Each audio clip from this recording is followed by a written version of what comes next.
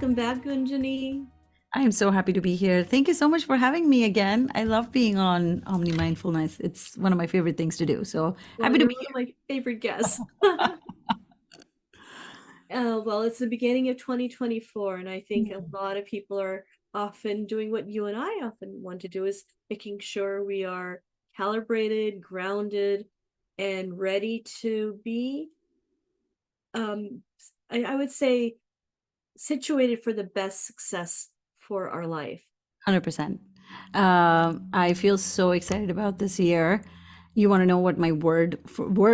Normally, people pick word because I'm very intentional in terms of how I live. My brand is called Consciously Living, Healing, Creating, and Awakening. I truly believe in living life intentionally. And my word for this year, so my intention, because I really think that when we set an intention, our brain seeks evidence of that in our external environment. So my words for this year, last year was surrender. And oh my goodness, how much surrender I had to do.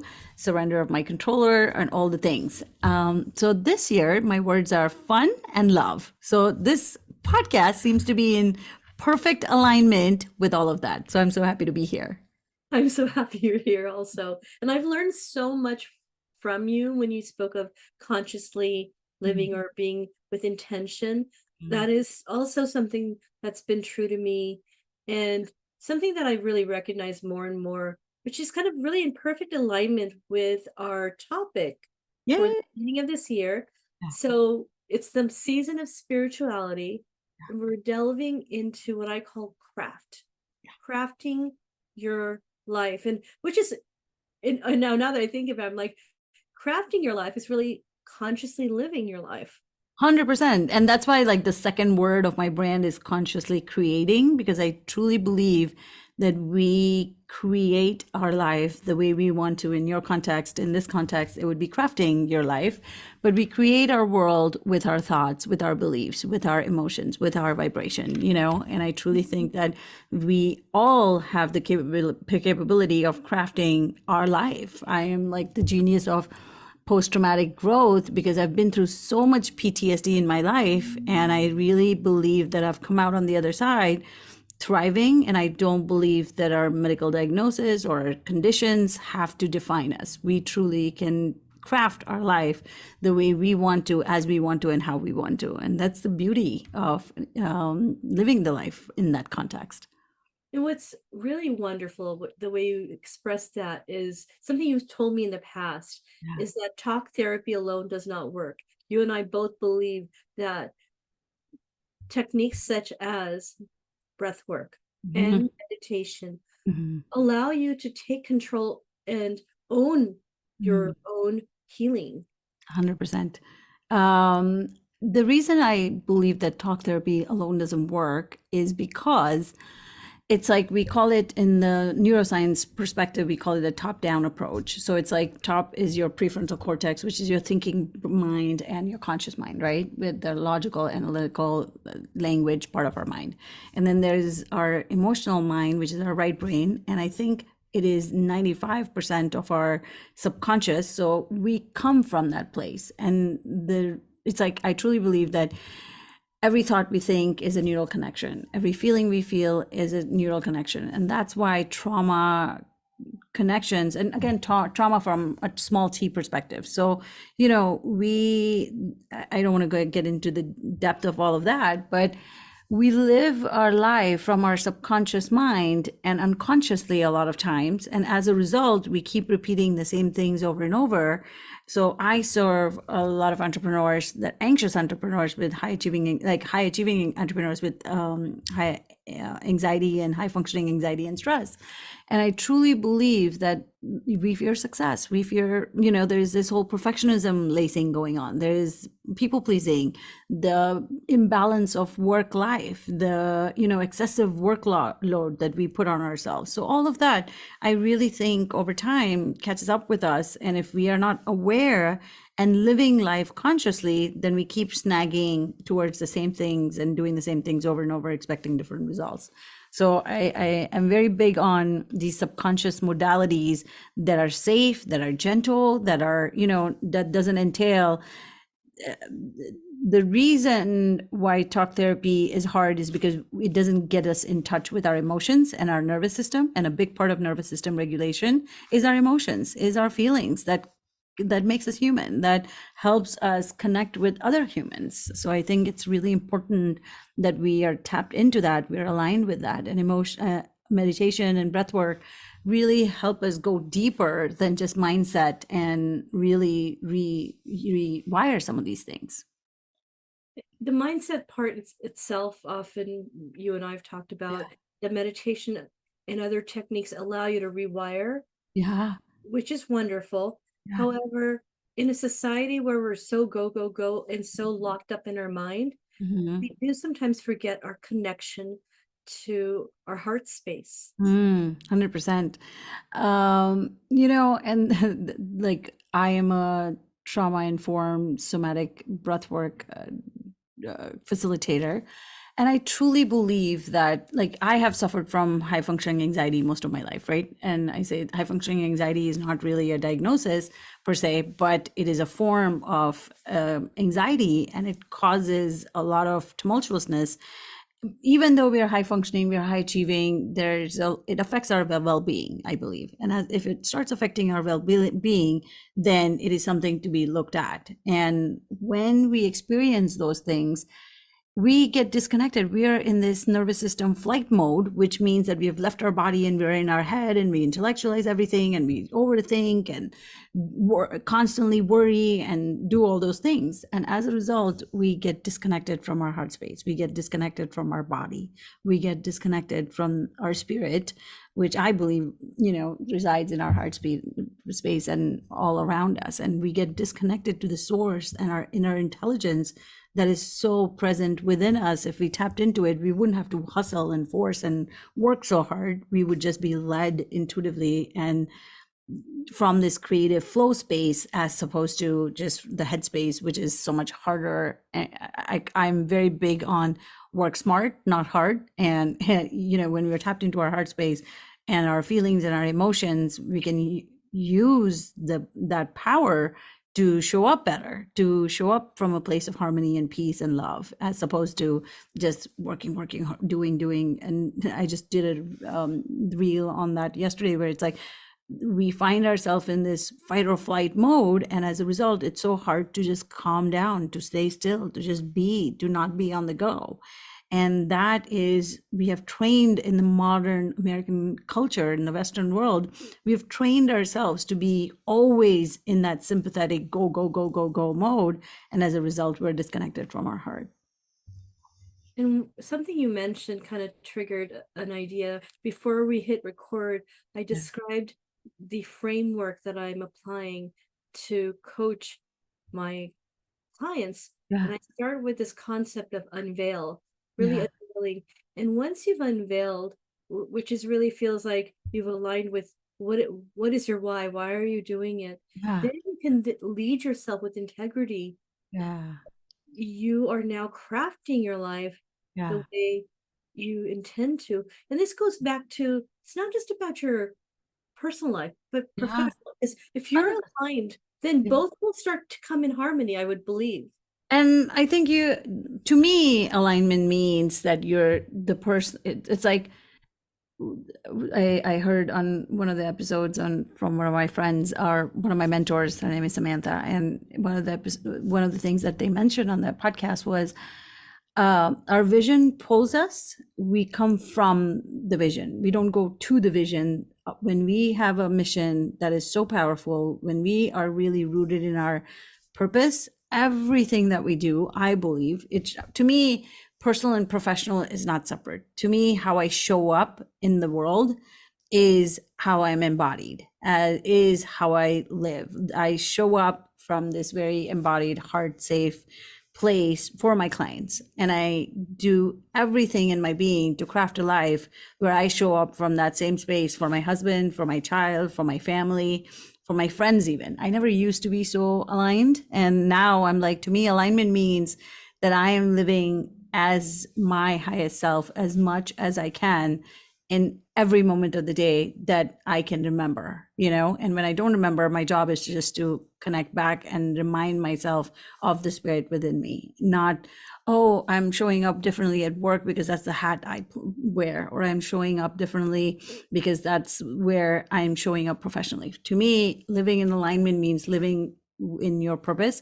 And for me, it is my mission in this world is to help people feel liberated and for them to tap into that self-love, because it took me so many years of work to be in that place for me where it's like alignment means love. And if I'm not tapped into that, what does that mean for me? What does love mean for me? And how am I showing up in all areas of my life?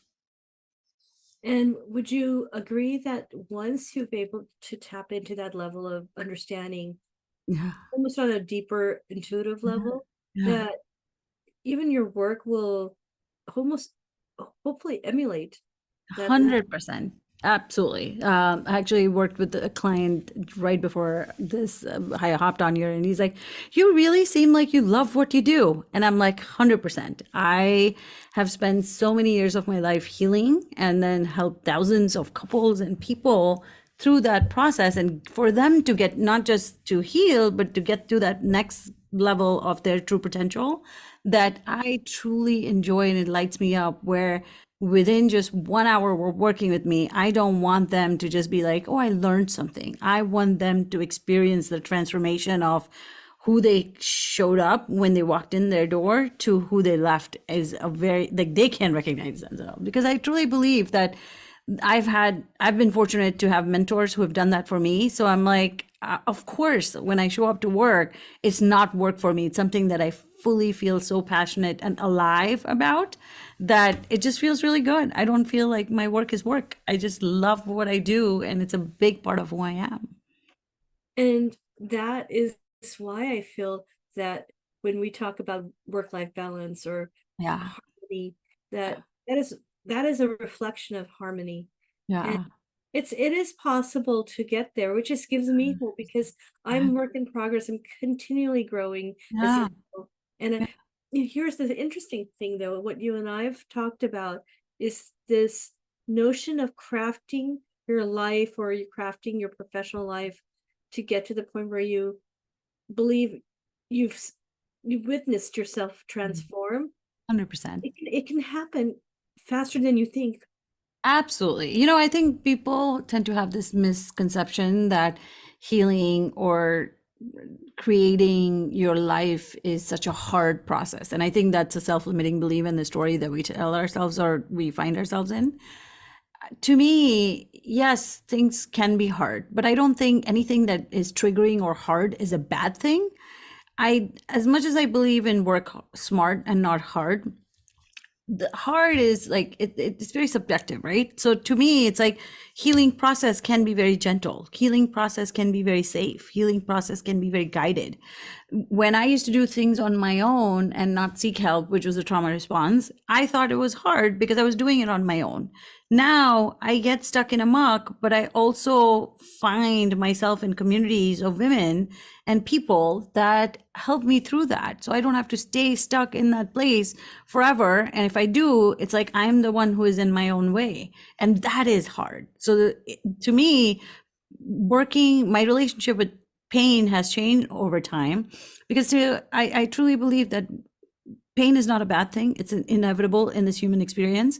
I think getting stuck in that pain and suffering in it and being emotionally addicted to that pain because we don't know what to do with it is the choice we make. So if I'm causing myself to be in that hard place, that is absolutely a self responsibility that I take and know that, what is coming up for me? What is being triggered? What are some inner child part work that I have to do in order to be in this place of harmony, to be in this place of, I can seek help for it and it can be better. I can transcend through this and learn and become the most wisest version of myself, as opposed to I'm stuck in this and I'm going to be here forever.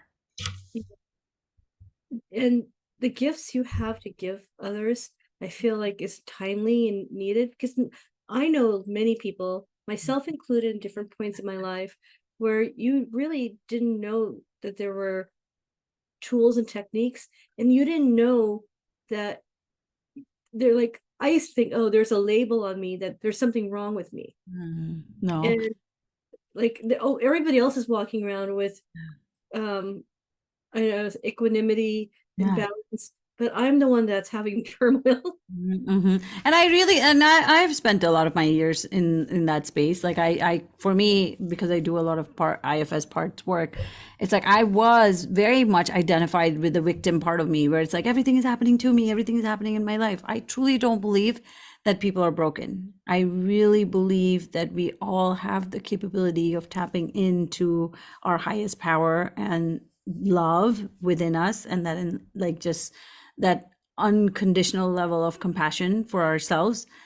But I also am very big on emotional regulation and emotional intelligence. If we don't release the emotions that are not serving us, if we are not learning, like all this research on emotions says emotions are not good, bad, right, wrong. They are just messengers and data telling us that something we care about is being affected. So it's like when we're happy because this is happening, we're sad because this is happening, we're guilty because we're not living in integrity, we're angry because somebody is, affected our boundaries. So emotions are here to teach us. They're messengers felt in our body as sensations. If we don't learn from them, then we keep recycling and the volume on the pain when it comes to emotions turn up. So I really think that if we learn how to work through our emotions and somatically, because emotions are held in our body, then there's so much wisdom there. There's so much learning there. There's so much safety there. It's like one of the biggest things we crave is safety. We crave love in our body. And if we don't know what that feels like, then we're always living in that state of overwhelm and doing, or numb and not feeling. So if we want to feel the happy and alive, we have to feel and be okay with the pain. Yes. Yes. Now, for those who feel like, do I have hope, or what tools can I have to heal? And now it's a season of love. It's Yes. February. So what could one do, whether they were, have there some heartache Yeah. because of personal reason Yeah. or love reason, Yeah. or perhaps your love for your business, which you and I probably do love our Yeah. business. Yeah. Yeah. How can we heal the heart more proactively? Do you want me to show you a technique, or do Oh yeah, you? yeah, Okay. So one of the things that I use, and it's like my everyday wake up thing, right? Like I literally put both my hands on my heart and I turn some music on. It could be binaural beats. It could be, I'm more than happy to share. Like I normally tend to run anxious or fearful. So I train my system proactively to feel safe. So one of the things that I have people is put your hands on your heart. When you do that, according to studies, you increase your electromagnetic waves and you increase the production of oxytocin in your body, which is the love hormone. And it helps you build safety. It helps you build trust. It helps you build connection with yourself. So you're breathing in, topping it up at the top, and then exhaling through your heart. Just releasing all that energy you came here with and just letting go. With each breath in, breathing in safety and love, noticing any part of your body that might be tensed or densed.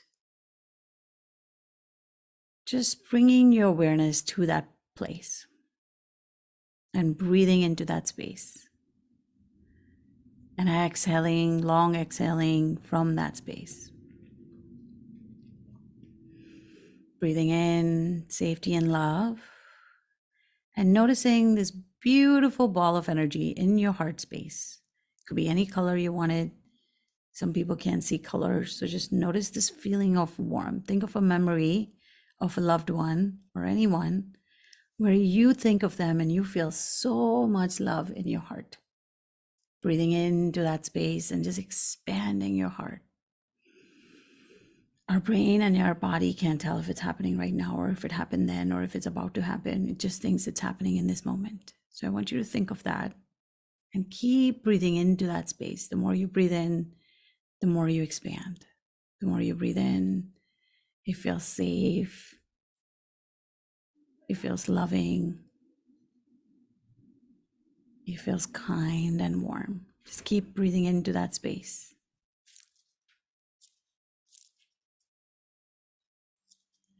Releasing anything and everything that is not yours to hold on to. Almost expanding your awareness like you are this big wide ocean. And breathing into your heart space. With each breath, letting go of any thoughts, letting go of any emotions, letting go of any sensation, just landing in this present moment.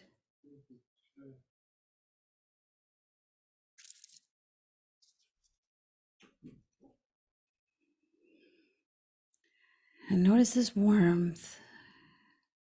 Keep breathing in safety and love. Breathe in. It is safe to feel. It is safe to be in this moment.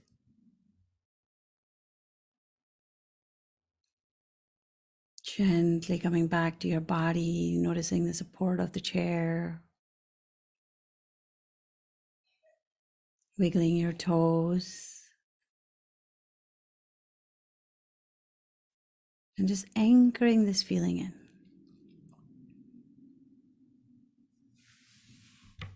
This harmony, this presence.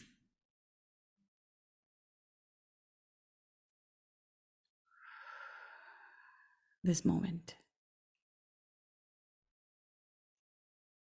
And know that you have the power within you to come back to the state anytime you want.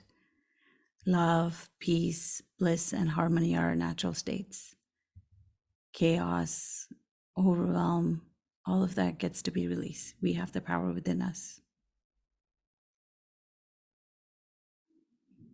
to switch our emotional state anytime and as many times we want to during the day. And then gently opening your eyes whenever you're ready, thanking yourself for being here, recentering, realigning.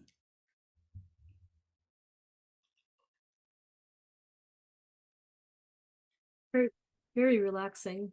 Right? It's just we forget in the hustle of life to just come back to our center, to come back to us, to come back. To me, doing these practices, I almost tell my clients, literally do this 2 to 3 hours, because then you're retraining your nervous system, you're retraining your mind, you're retraining your body to feel that safety and love, and come back to your center as many times as you can, because from that place we flow. From that place is ease. From that place is not easy, but ease, grace, and that is huge for someone who has been used to being always wiring and firing. It's like, wow, this is so nice. Yes, and I see this useful not only for, say, a solopreneur or someone who's going through something that's a hard space challenge, but Mm-hmm. anyone, really. 100%. We literally take 24,000 breaths in a day. And it's like, if we only took every breath so consciously, imagine the life that we could craft for us. Every breath is, I am peaceful, or I am ease, I am powerful, I am safe, whatever you want it to be. And every exhale is, whatever I don't need, I let go, I surrender. And I like the fact they use the word craft. Right? Because we get to craft our life. We get to absolutely craft the life that we desire to live in and have fun living it. Well, Gunjani, I really appreciated the Thank you. conversation, the tips, Yeah. the meditation with breath work. All of it is useful for the spiritual practice Yeah. for those who are trying to craft their life Mm. for more harmony. Mm. Thank you. Yeah, it has been truly a pleasure. It's an honor to be here. Thank you for inviting me. I hope this was helpful to your community. And yeah, thank you. I look forward to having you back Absolutely. I will next be. season. Yes. Thank you. Well, have a great day. You too.